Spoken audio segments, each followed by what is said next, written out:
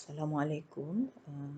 InsyaAllah, this morning I would like to continue on our next chapter, which is chapter 5. The topic is the law relating to the termination of employment. Basically, what you will learn in this chapter is about how the contract of employee or contract of employment will be terminated and what are the reasons for the terminations of the employment contract. There are several subtopics such as you will learn about misconduct, poor performance, termination of probationers, and so on. It will be discussed in detail in each subtopic. So let us begin. The first one is you need to know about the issue of termination simpliciter and what are the implications for termination simpliciter if it happens in the workplace. Okay, first of all, let's take a look at the definition of termination simpliciter. It is the absolute right of an employer to terminate the employee by virtue of the termination clause contained in most employment contracts. But in reality, does the employer has the absolute right to terminate an employee? That is the question that we should understand.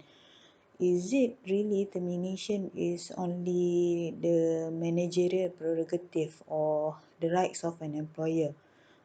An absolute right of the employer. Is it true based on what we call based on what is stated under employment contract?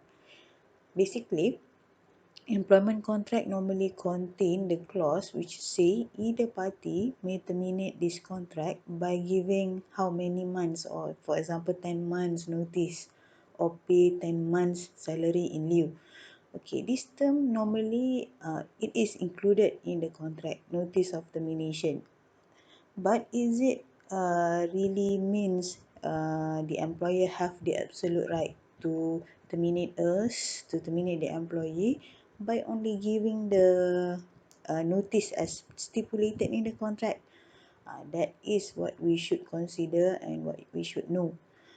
Under Malaysian labour law, such a contractual provision does not give the employer the absolute right to fire his employee.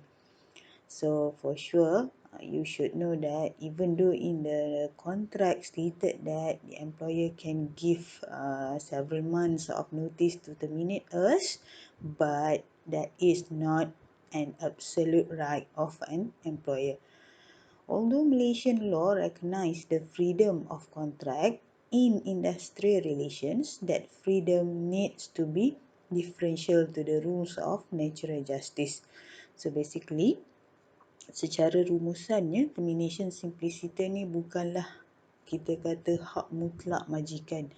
So sekiranya majikan ingin terminate kontrak setiap employee yang ada dalam organisation dia, so termination tu mestilah berlaku with just cause and excuse. Kena ada reason ataupun sebab yang munasabah.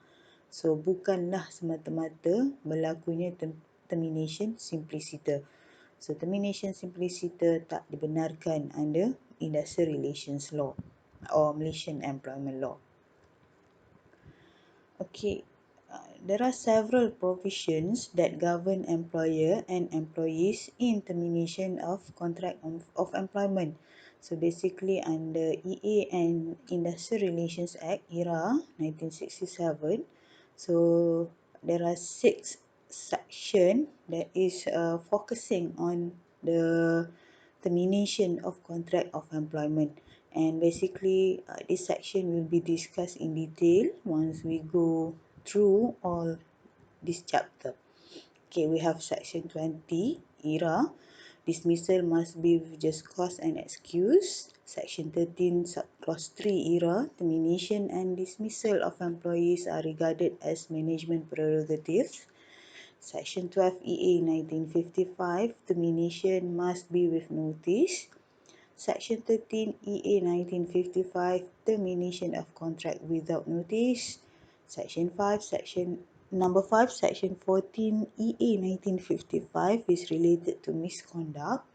And number 6, Section 15 EA 1955, it is related to broken contract. So if dismissal or termination of the contract happen and it is related to any section in this list, therefore the termination could be happen. Okay. Next issue that we should understand is the issue of burden of proof. So, what is burden of proof? Burden of proof is a duty placed upon a civil or criminal defendant to prove or disprove a disputed fact. For example, katakanlah seorang employee telah melakukan misconduct di tempat kerja, salah laku, mungkin mencuri di tempat kerja, dan employer dah tangkap and employer nak terminate employee tersebut. So, burden of proof dalam kes termination sebegini adalah di atas tanggungjawab majikan. Majikan yang kena betul-betul membuktikan, kena cari bukti, kena cari saksi yang mengatakan employee tadi telah buat misconduct ataupun telah pun mencuri duit syarikat. So itu yang kita maksudkan sebagai burden of proof.